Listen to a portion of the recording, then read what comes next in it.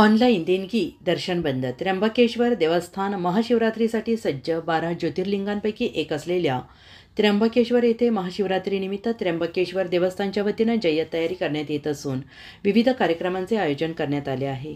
मंदिर बुधवारी पहाटे 4 पासून गुरुवारी रात्री 9 पर्यंत दर्शनासाठी खुले राहणार आहे. त्यासाठी पूर्व दरवाजा दर्शन बारीतून भाविकांना मंदिरात प्रवेश देण्यात येणार आहे. भाविकांची होणारी गर्दी पाहता देवस्थानच्या वतीनं ऑनलाईन दर्शन देणगी दर्शन बंद करण्यात आलेले आहे.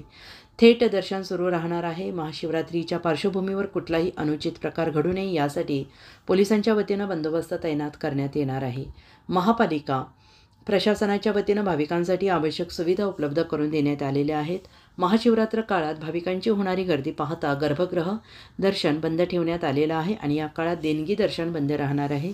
देवस्थानच्या वतीनं मंदिराला आकर्षक विद्युत रोषणाई करण्यात आलेली आहे.